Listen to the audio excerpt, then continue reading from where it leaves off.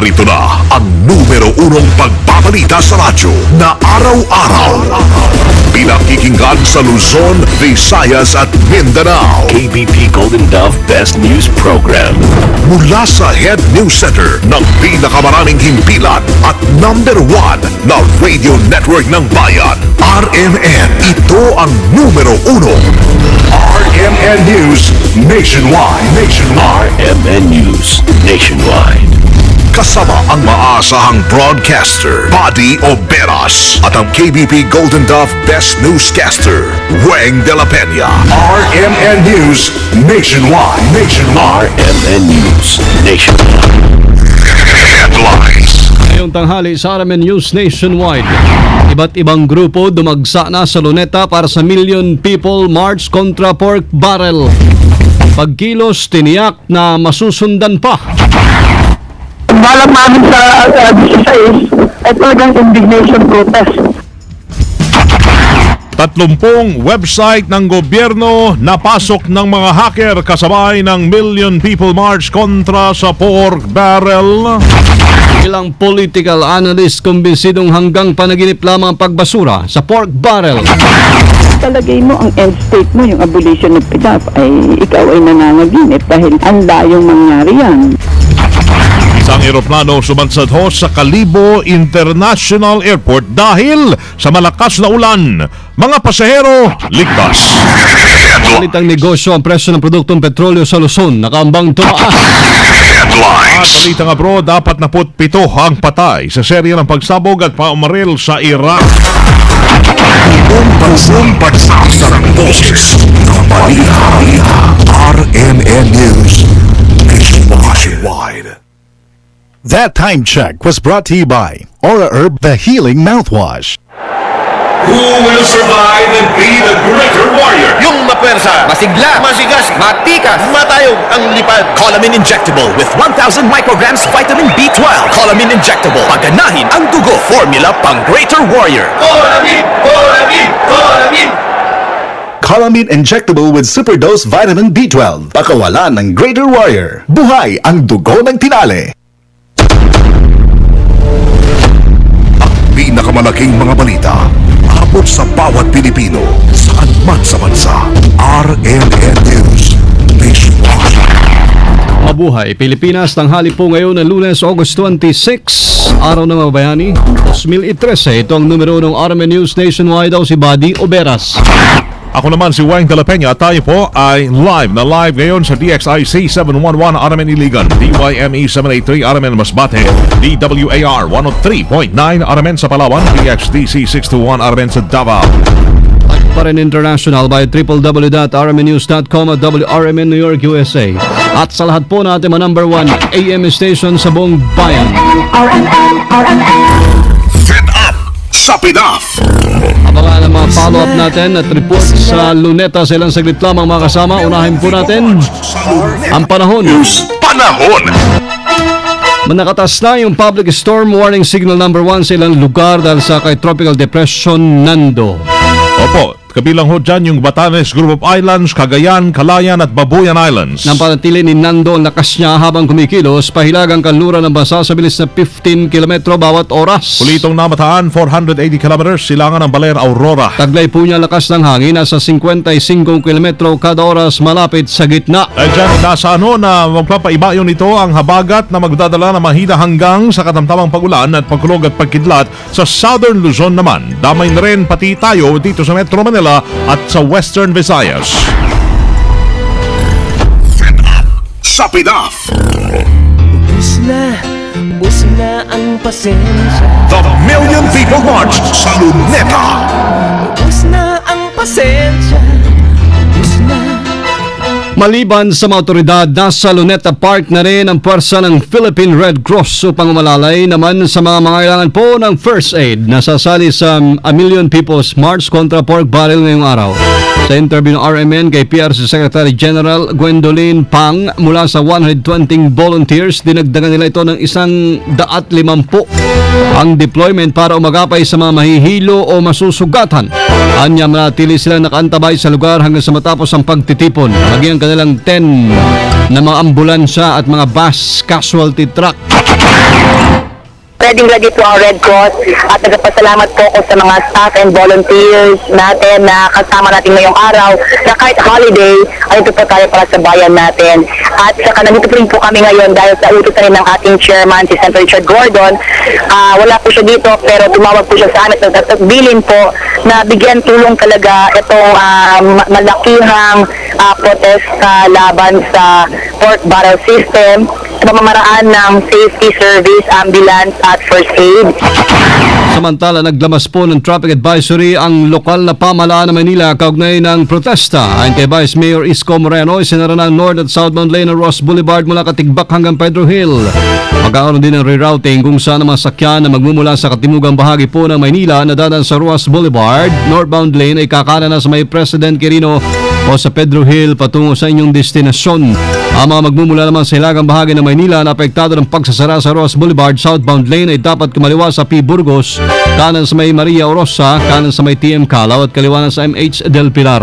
Suspendido rin mga kasama ngayong araw ang pagpapatupad po ng Unified Vehicular Volume Reduction o Number Coding ng MMDA bunsod ng paggunita sa National Heroes Day ngayong araw. Hindi natatapos sa ilalatag na Million People's March ang pakikbaka ng publiko upang tutulan ng pork barrel. Naniniwala si political analyst Bobby Tuazon, Director for Political Studies ng Center for People Empowerment in Governance and o CENPEG. Masusundan pa ito ng mga serye ng pagkilos. Nararamdaman ni Tuazon o hanggat sinisimulan ng palasyo na bitawan ang kontrobersyal na pork barrel, hindi maiwasan na magduda ang mamamayan na kinukupit pa rin ito ang pondo ng bayan. Ang abolition na sinasabi ng Maway ay lahat ng pork barrel. Hanggat walang konkretong aksyon na ginagawa ang Malacanang at saka ng mga leader ng Congress, itong indignation rally ngayon sa Luneta, hindi ito at katapusan nitong disgusto ng mamayan. Manganganak pa ito ng iba pang mga serye. Sa tingin ko bilang analyst, manganganak pa ito ng serye ng mga rally, larawan ng mataas na antas na ng disgusto ng mamayan, katumbas ng nangyari sa EDSA 1 saka sa EDSA 2. Inirekomenda rin ng kanilang hanay na dapat ay kasama ang publiko sa pagtukoy sa kung saan ilalaan ang budget ng bawat proyekto nang hindi na mabahiran ng korupsyon at tunay na mapupunta nga sa mga mamamayan ang mga serbisyo. At doon sa Constitution, ang forma na dapat gawin ngayon to address yung pork barrel anomaly ay yung pagkakaroon ng isang advisory, consultative, sana may decision making din yan, katapat dyan yung Malacanang saka yung Kongreso. Sabayan yan dapat ng isang monitoring system na kung saan nakaupo pa rin dyan yung mga citizens watch groups para tiyakin na yung mga budget allocations na mapupunta sa social services ay talagang ginagamit para sa social services at ino-audit very strictly kasama ang mga representante ng mamayang Pilipino. Political analyst na si Bobby Tuazon sa interview ng RMN. Masusundan pa ng serya ng kilos protesta ang kahilingang ibasura ang pork barrel sa interview ng RMN kay Father Marlon Lacal, Executive Secretary ng Association of Major Religious Superiors in the Philippines. Sa September 16, muling magsasagawa ang kanilang grupo ng protesta sa Maynila. Tinukoy po ni Father Lacal na bilang indignation ang kanilang protesta dahil sa mas patitindihin pa nila ang panawagan kay Paulong Noynoy Aquino na tuloy ng tanggalin ang Priority Development Assistance Fund na umano'y nagiging sanhi ng korupsyon. Hindi niya sila titigil na magprotesta hanggat hindi pa napakinggan ng Pangulo ang kanilang panawagan. Marami man o kakaunti ang sumama sa kanilang grupo. Balang namin sa 16 ay talagang indignation protest. Well, marami o kukunti. Basta mahalaga na i-sustain yung struggle kasi alam mo naman ang problema ng mga Pilipino, masyadong maiksi yung memorya. So, dapat tuloy-tuloy at hanapan ng paraan na ma-sustain kasi pag hindi ito i-sustain, pagkatapos ng araw na ito, wala na naman yan, no? Tapos na ulit. Samantala, nagsimula na po magprotesta iba't ibang grupo rin sa iba't ibang lugar sa Pilipinas bilang panawagan sa pag-alis ng PDAP ngayong araw ng mga bayani. Dating Chief Justice Renato Corona nakiisa rin sa Million People March. Kasama natin sa Balita Live, si Angel Ronquillo. RMN Report. Bukod nga sa lalaking personalidad mula sa iba't ibang larangan at sektor ng lipunan ay kabilang na rin sa nakilisap dumalo sa rally laban sa pork barrel kung si dating Chief Justice Renato Corona. Sinabi ni Corona na maging siya ay pabor at naniniwala na dapat ang buwagin at tanggalin ang umiiral na pork barrel system na tinatawag na Priority Development Assistance Fund. Pero sa kabila ng kanyang pagtuto sa pork barrel system ay pagdating pa lamang niya sa Luneta ay agad siyang tao. Ayon sa mga taong andito, bawal ang epal sa Luneta. O kaya't makaramang insidente ay agad nang umalis si Corona kasama ang kanyang pamilya at nagsungo na lamang sa Manila Hotel. Naging mailap naman sa media itong si Corona at pinilihuwag muna magpaunlak ng panayam. Matatandang si Corona ay natibag sa pwesto, makarang mabunyag ang kanyang kagong yaman. Kasama mo sa lungsod ng Maynila para sa DZXL 558, Angel Rantilio at ang RMN. Radyo mo nationwide. Pinakamalaking mga balita. Abot sa bawat Pilipino. Saan man sa bansa. RMN News. Million people march sa Cebu. Natapos na mga kasama live. Kasama natin sa balita si Ken Galinea ng RMN Cebu. RMN Report. Naging mapayapa at matagumpay na naidaos ng mga organizers ang ginawang anti-pork rally sa Cebu City na kanilang ginawa simula kaninang umaga. Nagsimula itong magmarcha ang mga participants alas 8 kaninang umaga mula sa Fuente Osmeña Rotonda at tinapos nila ang kanilang aktibidad sa Plaza Independencia sa lungsod ng Cebu. Ayon sa convener ng rally na Movement for a Livable Cebu na ipahayag ng MLC at ng mga dumalo ng mga individual mula sa iba't ibang organisasyon ang kanilang malinaw na mensahe para sa tuluyan ng pag-alis ng pork barrel fund ng mga mambabatas. Ayon kay Mark Canton ng MLC, bago natapos ang kanilang aktibidad, 6 na kasing laking kartulina ng mga papel ang kanilang nalikom kung saan isinulat doon ang mga daing at rekomendasyon ng mga dumalo sa rally tungkol sa paggamit ng pork barrel fund. Ayon kay Canton, i-consolidate nila ang mga naisulat sa mga papel at ito ipapadala kay Pangulong Benigno Aquino III sa Malacanang. Samantala, ayon naman sa Cebu City Police Office o CCPO, naging mapayapa ang aktibidad na dinaluhan ng 3 hanggang 4,000 mga Cebuano na tinapos lang ngayong tanghali. Kasama mo sa Arimen Cebu, Candalinea, Tatak, Arimen. Radyo mo Yung Malampaya Fund naman, pinasisiyasat na rin kasabay ng pork barrel scam. Kasama natin sa balita si Conde Bata. RMN Report. Kasabay nga ng tinuguri ang Million People's March laban sa anomalyang paggamit ng pork barrel ng mga mambabatas, ay nanawagan ng mga militanteng kongresista sa Commission on Audit na investigahan ang paggastos ng Pangulo sa Malampaya Funds. Ayon kay Bayan Mula Party List Representative Derek Colmenares, ang Malampaya Fund kasi ang siyang pinakamalaking pinagkukunan ng presidential pork.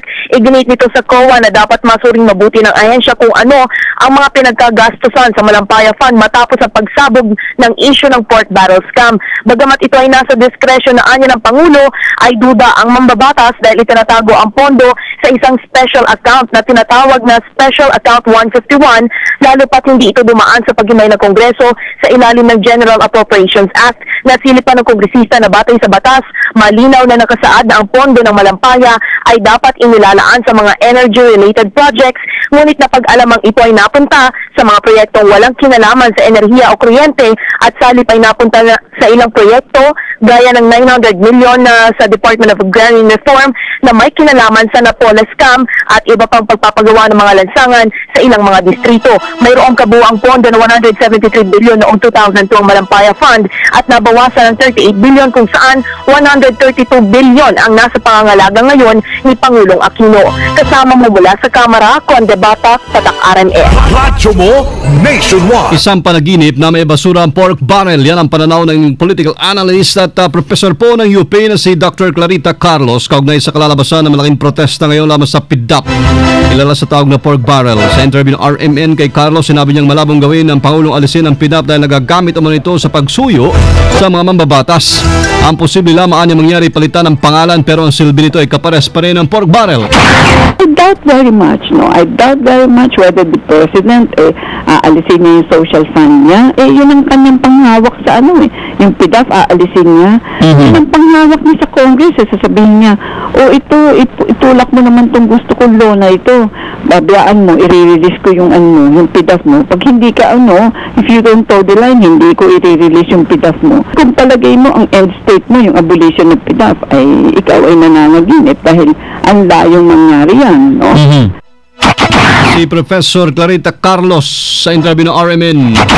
Dahil sa malakas na buhos na ulan, sumansad yung aeroplano ng CR 320 Airbus na sa runway ng Calibo International Airport kaninang umaga yan. Bagamat walang nasaktan sa naganap na insidente, naantala naman ng husto ang operasyon ng airport at na-divert sa ibang lugar ang ilang mga flights na paparating sa naturang paliparan, gayon din ang mga flights na napapaalis. Sa inisyal na investigasyon, lumalabas ang gulong ng aeroplano sa kaliwang bahagi ay bumaon sa putikan dahilan para ito ay sumansad sa dulo ng runway. Nahakan 30 websites ng gobyerno kasabay na sinasagawang Million People's March to Luneta kontra pork barrel ngayon. Sa ilang website, inilagay ng hackers ang ilang ibig sabihin ng PDAF and daw ay Pilipinas Di Asenso Forever. Karamihan po sa mga website na hack ay mula sa local government units. Ilan lamang dyan ang Philippine Embassy, Rome, NTC, Mandaluyong, Ombudsman at ARMM. RMN News Negosyo. Sa kalakalan mga kasama, muli pong nakaamba ang pagtaas ng presyo ng produktong petrolyo sa Luzon ngayong linggo. Posibleng bawiin daw ng mga kumpanya na langis ang 40 centavos na dagdag sa kada litro ng gasolina at 20 centavos naman sa diesel na pinagpaliban noong nakaraang linggo dahil sa habagat. Walang oil price hike sa mga motorista sa Visayas at Mindanao dahil maliit lamang itinaas sa presyo ng imported na diesel at gasolina. RMN News Abroad. Patay ang mahigit 47 katao matapos sumiklab ang serye ng mga pagsabog at pamamaril sa Iraq. Ito ay sa gitna ng tumitinding tensyon sa pagitan ng Sunni at Shiite Muslims sa nasabing bansa. Nangyari umano ang pag-atake sa Bakruma kung saan isang nakaparadang sasakyan ang sumabog na ikinasaway ng 11 katao habang sugatan naman ang may 34 na tao. 2 sundalo naman ang namatay sa pamamaril sa bayan ng Kiyara habang may pagsabog namang ikinasaway ng 7 katao doon. Sa kabisera ng Baghdad, 2 pagsabog din ng Yumanig na ikinamatay ng 12 katao at nasugatan yung 45 na iba pa. Live tayo mula sa International News Center, Makati City Metro, Manila, Philippines. Ito pong narinig ang RMN News Nationwide, Lunes ng tanghali, August 26, 2013. Taga Iloilo, mayangod to. Susunod na yan si Idol kasamang Ronald Sorbito. Kitanay ho sa Udto sa DYRI 774. Panoorin po tayo international ay alas 12 ng tanghali. Sa YouTube, i-type lamang yan sa ang RMN News Nationwide. Thank you Lord, muli po tayo nagkasama-sama. Salamat ho sa inyo naging panahon ho sa amin. Kasama nyo serbisyo publiko, ako po si Buddy Oberas. At Weng de la Peña. Dito pa rin sa tahanan na may pinakamaraming number 1. Pinakamaraming himpilan, RMN radyo mo, Nationwide. Pinakamalaking mga balita, abot sa bawat Pilipino, saan man sa bansa. RMN News Nationwide. Nanlalambot na ba si alas 12:18 ng tanghali. Nanlalambot na ba si Mister pagdating ng bahay at wala nang gana para pansinin si Mrs. Bago matulog, mag-Robust ka na.